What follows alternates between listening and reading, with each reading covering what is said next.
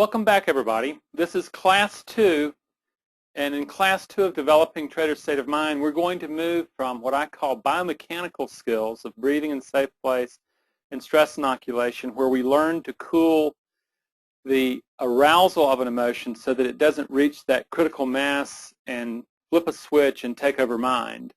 Now we're assuming, and by the way, for those of you, it takes a heck of a lot more than 1 week to work with these particular skills and to acclimate them to the trading environment. This is something where my hope is that with recordings and with the journal, what you do is you have a format that once this course is over with, you have the ability of going back and deepening this experience. That's the point. What we've done here is we're on a journey. And the journey is this.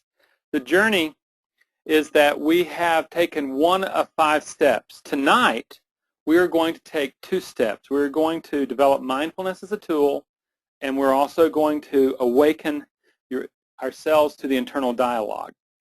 Now, before we launch into new material, what I want to do is I want to review what we've done, okay?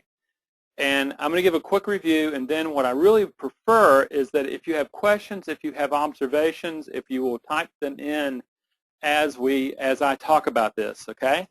Because ultimately, what we have to do is we have to review emotional regulation. That is what you guys were working on with the breath, with the safe place, and the inoculation. The key is the purpose of last week was to be able to manage the strength of emotion as it accesses the mind. And this, my friends, is what leads to our capacity to wake up to our blindness of what is actually going on in the mind. That's the critical point. Now it's actually time to develop the tool of mindfulness. But before we go, is there any observations? Is there any questions that you have from the breathing, from the safe place, and the stress inoculation? A lot of people get a kick out of the stress inoculation work. It's just so different than what they imagined. Is there any comments? I don't see anything, and I've tried to give some time. I'm going to give it a little bit more time, impatient that I am. Okay, what I'm assuming then is that you got it, it's basically understood, and that you've been able to apply it to your trading. Let's go to a concept of mind. Before we develop mindfulness as a tool, let's consider a new way of understanding mind. Is often what happens, we're sitting there thinking, you know, this is what my mind says, this is what I think, and there's all this I business going on. And I invite you to see another paradigm, to invite yourself to expose yourself to a different paradigm of the mind, is that you just don't have 2 minds. You're not just of 2 minds about something. There is a community within your mind that is constantly interacting with one another. And this community is what we're going to be exploring more and more as we deepen our work into this journey of the mind. Tonight, we're going to be looking at what is known as the internal dialogue. This would be both, you would find this concept in both Buddhism and Hinduism expressed, and you will see it in Judeo-Christian thought also. It's not quite right there. However, this thing is sitting here, and what we're going to be doing is we're going to be looking at 2 of the players within this internal dialogue tonight. But first, we're going to develop the tool. So, in your trading, as you trade, and the example I like to use is looking at setups with entry point there, and you've got the confirmation, it's time to go in, and suddenly what happens is thought life explodes. This is a very different thought life than you had, say, earlier in the morning when there was no risk available, nobody was doing anything, everything was calm. Suddenly self-doubt emerges. Suddenly there's a protagonist and an antagonist. There is someone who is scared to pull the trigger, and there is someone basically telling you that you're going to be wrong. This is the essence of the historical internal dialogue that we're going to be exploring that causes traders so much problem. But it's this concept of the mind as a committee, or the mind as a stage where there's various players creating a narrative. Here, my invitation to you is to think of the mind as a boardroom of a company that's in your name. The problem is that you have been asleep at the wheel and allowing management to run the company while you're the owner. And you've been asleep, and it just so happens there's two very polarized elements within that boardroom. One wants to go one way that is very destructive. Another wants to go another way that would be constructive. And what happens is because you have been asleep at the wheel, there has been a lot of self-doubt. There's been a lot of tension, a lot of conflict that does just a lot of spinning of wheels. We're going to be looking at that tonight. But that's the concept that I'm asking you to look at, and you begin to view your trading through that lens. It takes away a lot of the mystery of what's going on with your trading.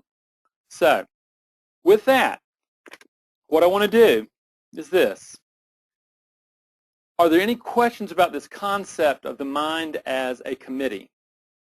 And that there is no singular mind that is just one I. There is numerous organizations of the self that's possible.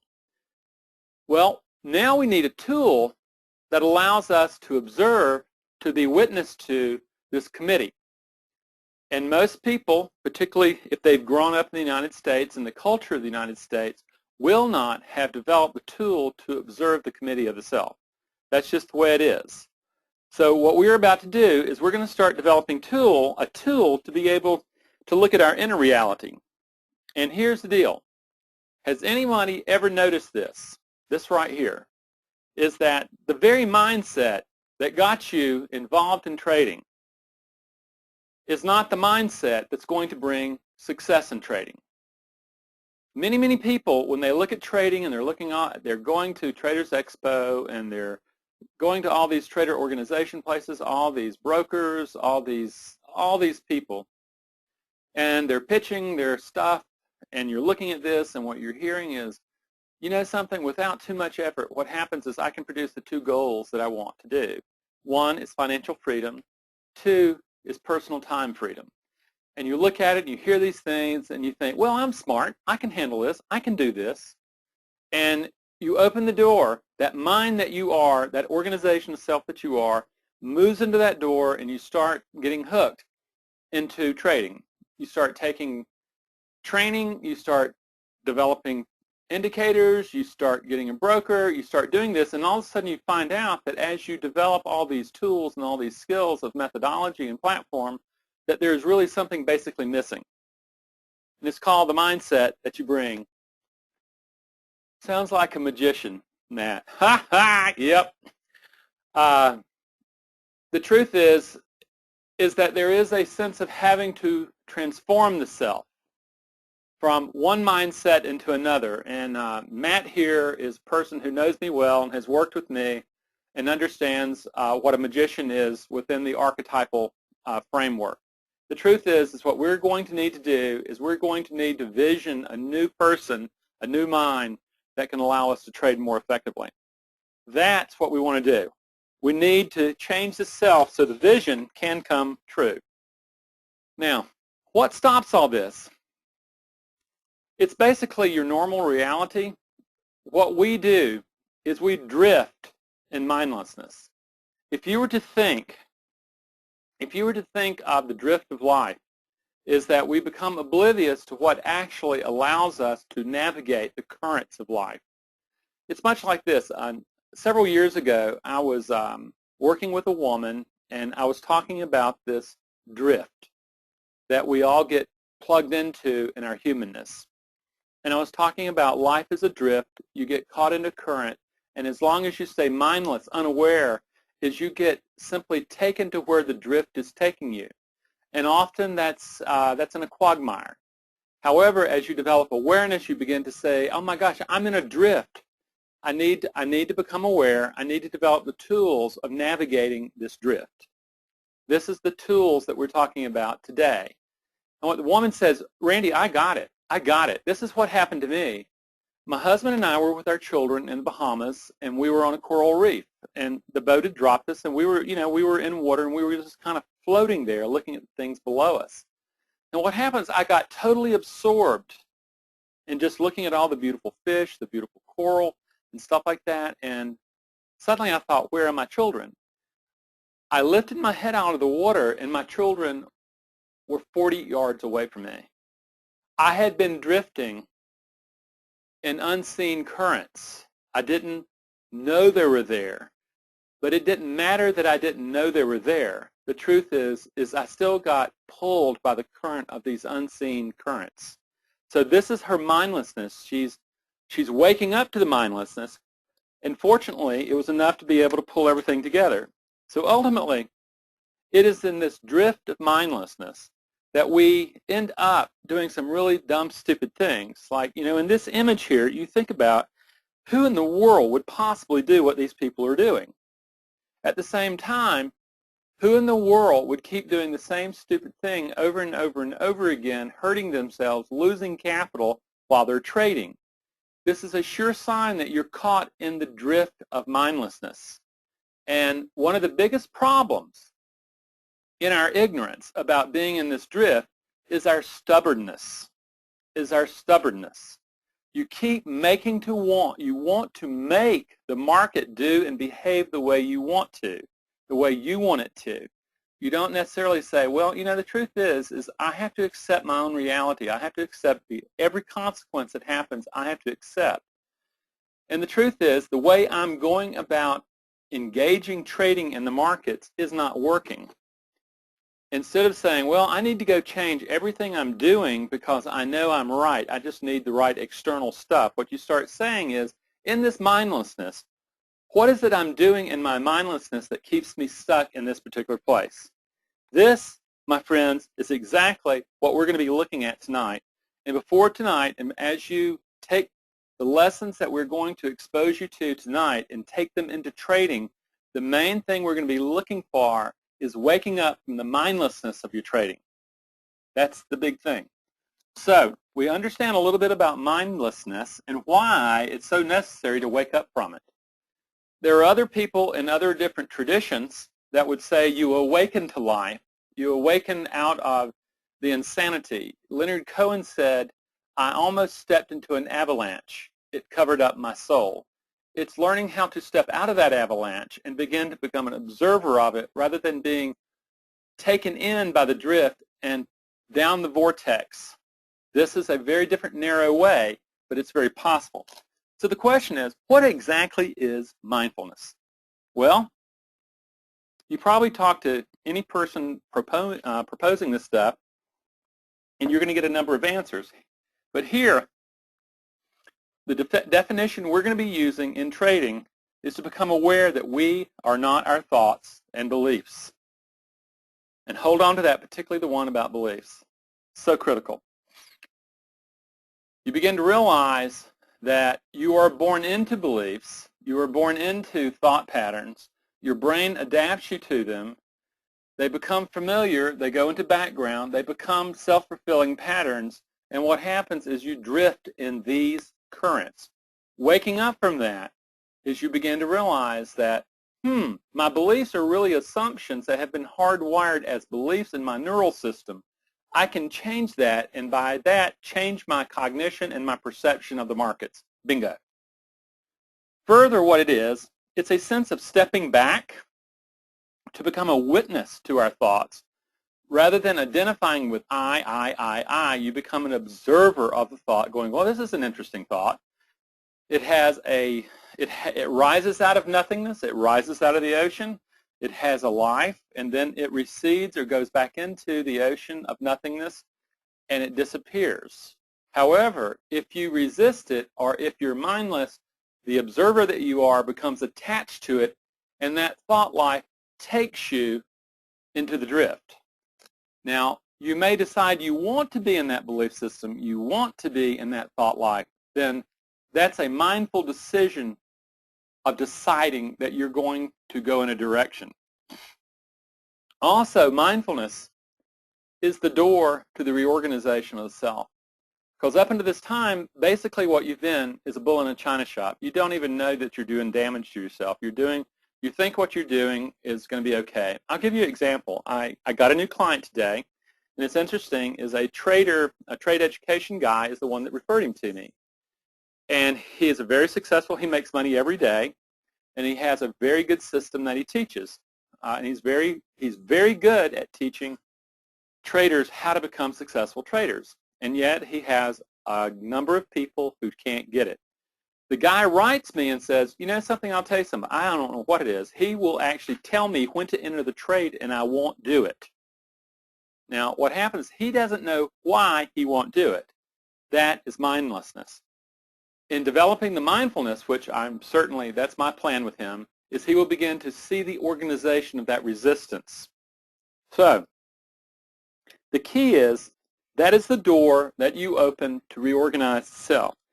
So fundamentally, mindfulness is becoming an intentional observer participant in the creation of your beliefs and your biases. Instead of being born into and stuck in the drift of the history that you were born into, you begin to create a different direction for your life, and that's how you become more effective. So, now we have an idea of mindfulness. And what I want to know is, so far, does this make sense to everybody? Because mindfulness is usually the place where, if you're a concrete thinker, a black and white thinker, this is where it gets to be difficult, because a black and white thinker is going to want to believe that there is a reality out there. It's a deterministic reality. Whereas in mindfulness, you begin to realize that the world is observer created. Two traders can look at the same information and end up with very different interpretations that leads to very different actions they take. Two different observers watching the same phenomenon come to different conclusions and different results. That's when you realize that all reality is observer generated. So, got 3 yeses. Okay, we're in the right ballpark then. Okay, so ultimately, mindfulness begins here. We're going to be discussing the internal dialogue soon. And my promise to you, if you ignore the internal dialogue, all these thoughts just whizzing around in your brain, or if you don't think they're important, you have already shot yourself in the foot. Your thoughts literally are the voice of your beliefs. And getting at them, thought life becomes something very important. There's not little nuances. They're not little nuisances. What they are is they're vital data to tell you how your cognition and your belief system is currently organized. No one escapes the internal dialogue. Just try not to think. In Eastern spirituality, one of the first things that the teacher does with a new student is to tell them not to think about the monkey on his back. And what happens is the guy tries to meditate, and all he can think about is the monkey. That's the internal dialogue. It is learning how to manage this fear-based internal dialogue that is so fundamental to success. And a lot of people don't even realize that they are thinking in such a way that limits themselves. We will be exposing that tonight.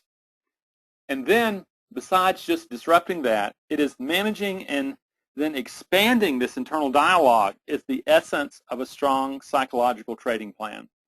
Ultimately, if you experience fear in trading, you are experiencing one element of the human condition. It is an inherent part of the human condition, okay? In the same way that fear is an inherent part of the human condition, so, my friends, is discipline. So, my friends, is patience. So, my friends, is impartiality, as is a sense of powerful internal discipline. So we got it, okay? That's what has to happen. And again, as we're going through this, mindfulness is so central. Remember that what you did last week simply disrupts an emotion from sweeping you away. It's not a game changer. What it is, it's a tool that everybody has to have in their toolbox to be able to work with mind. But it is not mind. So, moving from mindlessness to mindfulness, this is what's required. Taking full responsibility for the mindset that you bring to trading, every last bit of it. It's also recognizing that there are powerful emotional and mental forces within the mind. Then it's developing an awareness of our being. Instead of living in this drift and just, all you can think about is, what, the football game, blah, blah. is actually realizing there is a powerful life going on within the mind that if you tune into, you will begin to see what's actually driving your life. And the most important thing probably is recognizing that our brain built the patterns that make up our lives.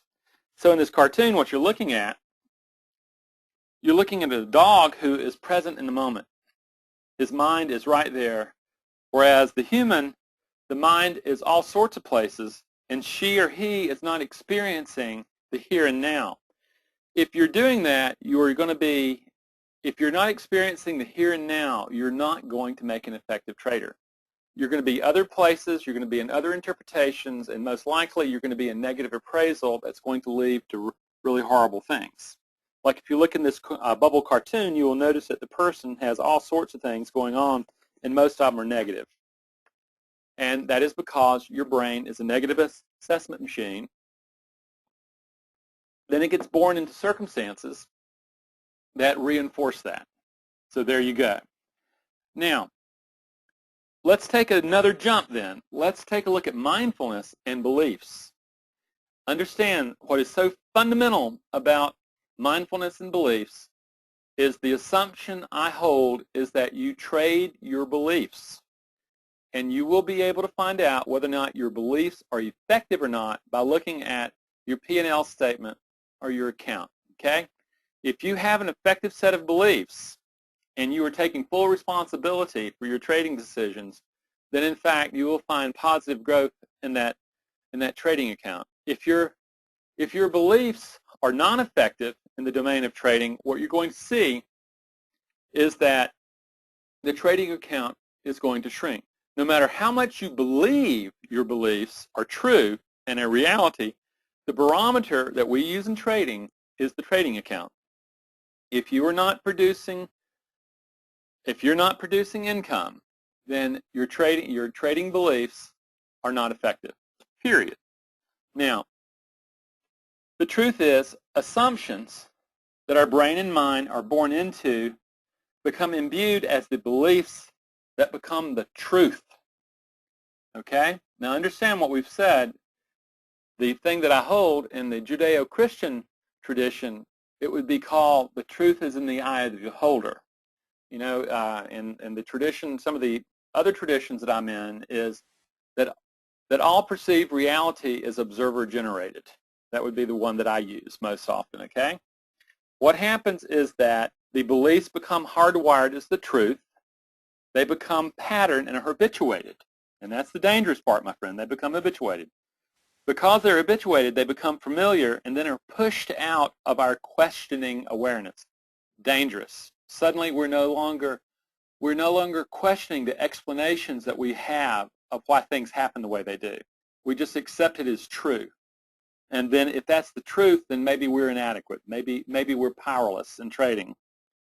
They become biases that we're blind to, and they shape our world and our performance in trading without our even being aware of them. Now, out of this, you would begin to think, this mindfulness stuff is pretty darn important, isn't it? Yes, it is. And what I want to do is I want to discuss what I call the 4 stages of mindfulness, okay?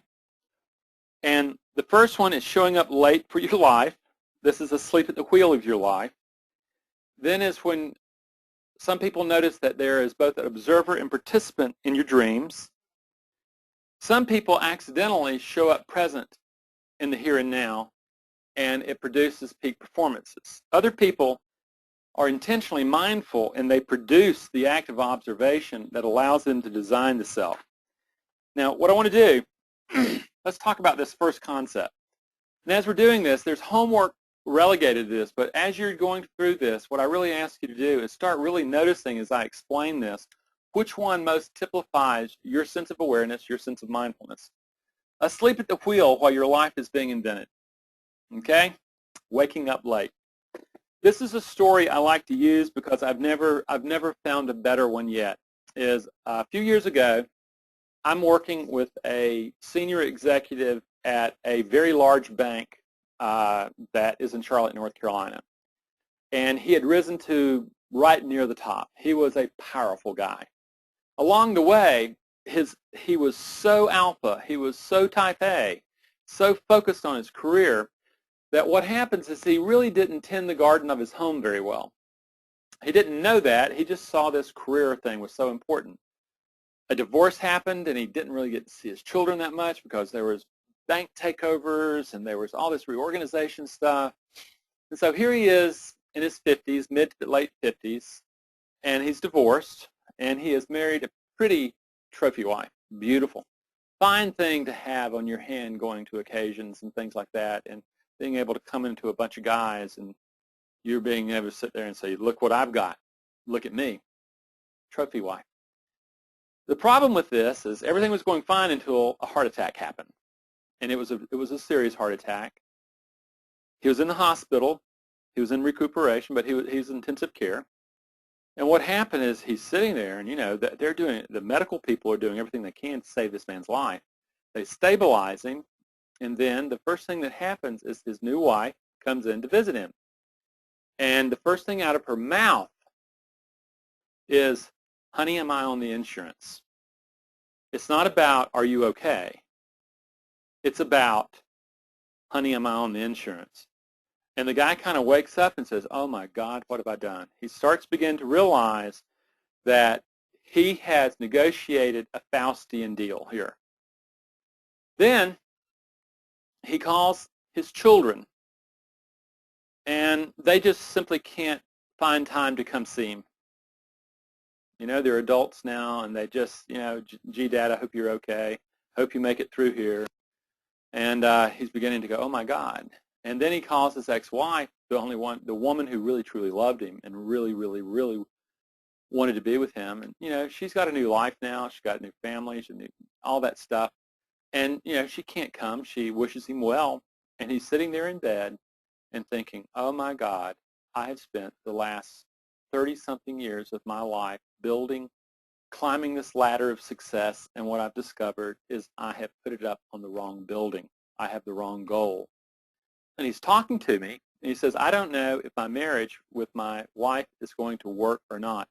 I know that we're going to have to re-examine it. I wish it hadn't taken me so long to learn this. And my question is, how many of you experience life this way?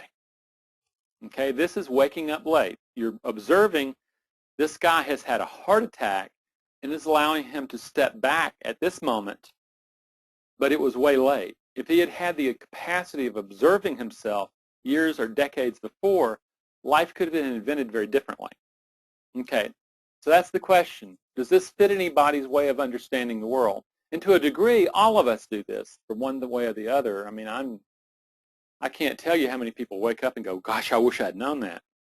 Okay, the second form of mindfulness is, in fact, where you begin, particularly if you dream, okay?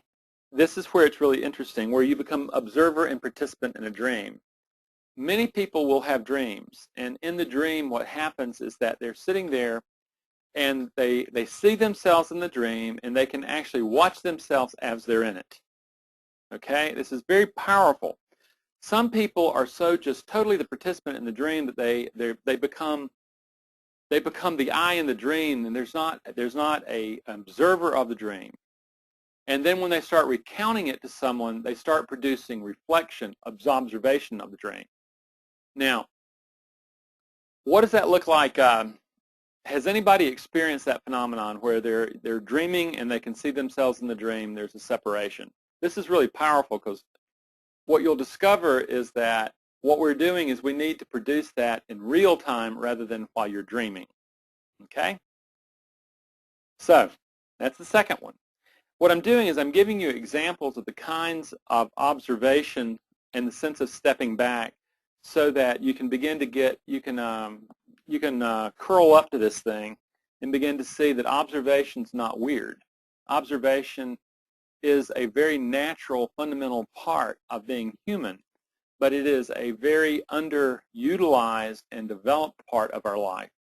As a matter of fact, I would go so far as to say American advertising, of what I used to be a part of, the one thing that we didn't want you to do was become mindful of your hidden biases and your needs like that, because we were selling into, we were positioning our products to be able to supply satiation to a need that you had externally, rather than you finding an internal way of dealing with that.